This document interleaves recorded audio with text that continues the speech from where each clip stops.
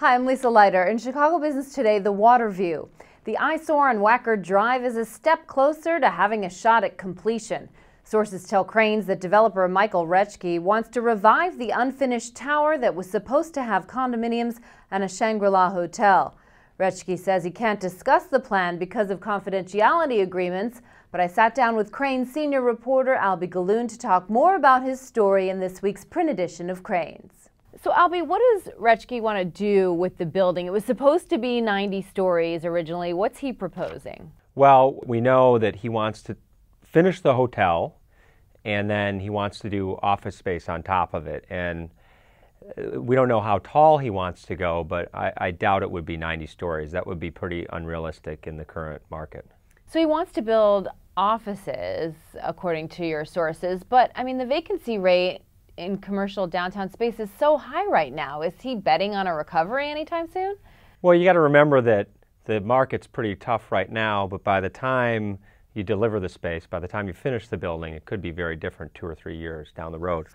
And also you have to line up tenants in advance, and there are some large office tenants that are looking for pretty sizable chunks of space. So if you can line up an office tenant well in advance, it's much easier to get a loan. I was going to say, he's probably going to need to do that, right? Because that's got to be one of his biggest challenges. Right. I think the big question is whether he can line up the money to do the project. And, you know, in this day and age, it's very hard to get financing for a construction project. You just don't see that really happening. The capital markets are thawing.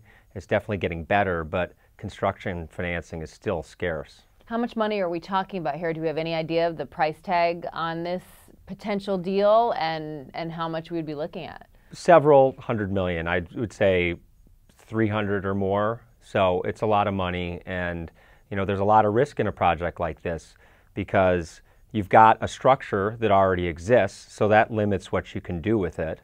And then you factor in the market risk and the construction risk, and it's, as they say, a pretty hairy deal. Sure, and you've got this structure that already exists. So what are people saying about the possibility of any changes he might make and how complicated that might be? Because it's not like you're just talking about plans. You've actually got a structure there. Right. Well, to go with the hotel obviously makes it easier because you're sticking with the original plan.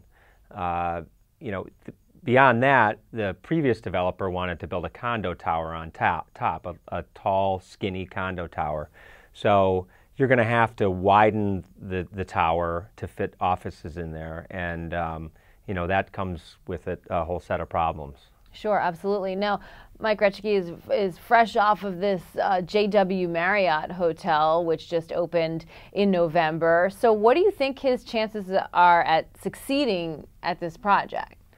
He's been around for a long time. He's built some well-regarded buildings like 77 West Wacker, which is an office building where United Airlines is based.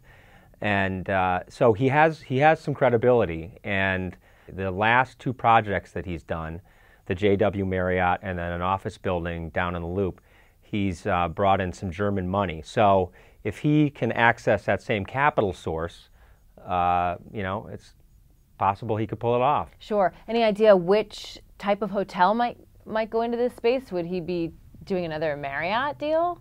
I think a Marriott is a possibility. He obviously has a relationship with them, so, but we don't know. Okay. Thanks a lot, Albie. Good story. Thanks. And that's this edition of Chicago Business Today. For more on this story, be sure to check out this week's print edition or chicagobusiness.com. Thanks for watching. We'll see you tomorrow.